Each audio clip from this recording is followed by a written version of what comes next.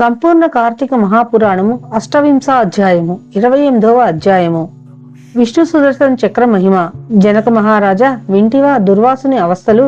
తాను ఎంతటి కోపవంతుడైనా వెనుక ముందు ఆలోచింపక మహాభక్తుని శ్రద్ధను శంకించినాడు కనుకనే అట్టి ప్రయాసములు పాలైనాడు. కావున ఎంతటి గొప్పవారైనా సరే వారు ఆచరించు కార్యములు జాగ్రత్తగా తెలుసుకొనవలెను.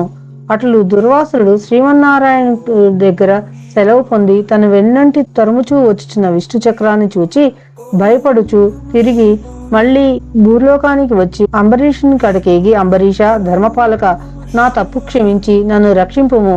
నీకు నాపై గల అనురాగంతో ద్వాదశి పారాయణకు నన్ను ఆహ్వానించితివి. కాని నిన్ను కష్టములు పాలు చేసి వ్రతభంగం చేయించి నా పుణ్యఫలం నాశనం చేయి తలబెట్టి తిని.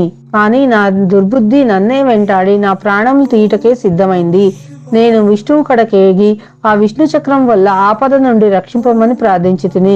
ఆ పురాణ పురుషుడు నాకు జ్ఞానోదయం చేసి నీ వద్దకు ఏగమని చెప్పినాడు. కాన నీవే నాకు శరణ్యము. ఆగు ఓ విష్ణు చక్రమా, ఈ బ్రాహ్మణ వద నీకు తగదు. చంపడమే ప్రధానం అనుకుంటే నన్ను చంపు. ఈ దుర్వాసుని వదలని పక్షంలో నీతో యుద్ధానికైనా సరే నేను సిద్ధంగా ఉన్నాను. రాజులకు యుద్ధమే ధర్మం కాని యాచన చేయటం ధర్మం కాదు. విష్ణువాయుధానికి అయిన నీవు నాకు దైవ స్వరూపానివే కనుక నిన్ను ప్రార్థించడంలో తప్పు లేదు. అయినప్పటికీ కూడా ఈ బ్రాహ్మణ రక్షణార్థం నేను నిన్ను ఎదిరించక తప్పదు.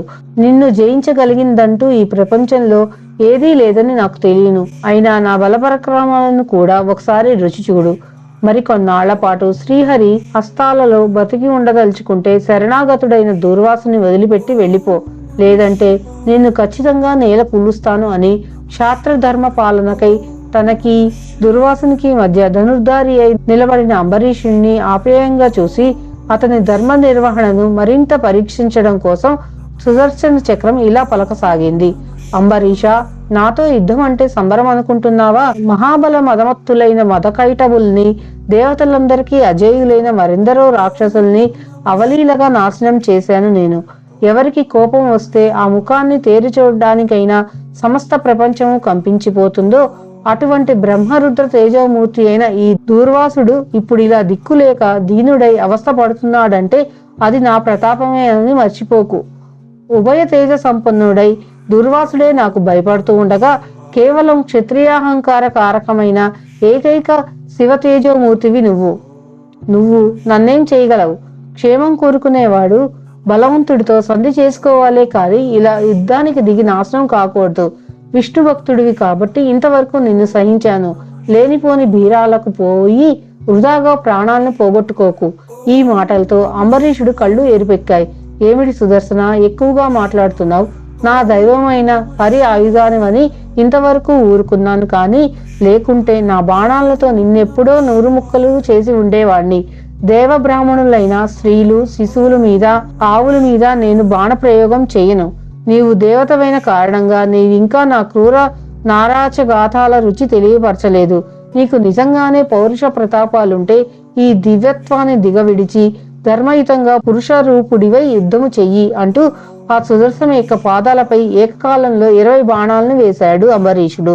అతని పౌరుషానికి, ధర్మరక్షణా దీక్షలో దైవానికైనా జంకని క్షాత్రానికి సంతోషించిన సుదర్శన చక్రం స్వరూపితమై దరహాసంను చేస్తూ, రాజా, శ్రీహరి నీ సంరక్షణ నిమిత్తమై నన్ను నియంత్రించాడు, కాని నీతో కయ్యానికి కాదు, పరీక్షించేందుకు అలా ప్రసంగించానే కాని విష్ణు భక్తులతో నేనెప్పుడూ విరోధపడను. నీ కోరిక ప్రకారమే శరణాగ్నితుడైన దుర్వాసుడిని వదిలివేస్తున్నానని చెప్పి అంబరీషుని ఆలింగనం చేసుకున్నాడు.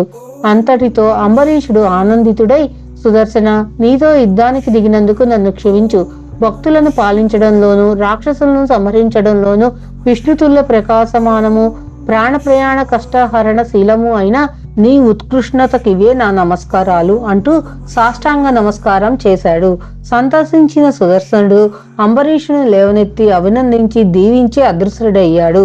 కలియుగ కార్తీకంలో ఈ అధ్యాయాన్ని ఒక్కసారైనా చదివినా విన్నా అనేక భోగాల్ని అనుభవించి అంత్యాన ఉత్తమ గతుల్ని పొందుతారు.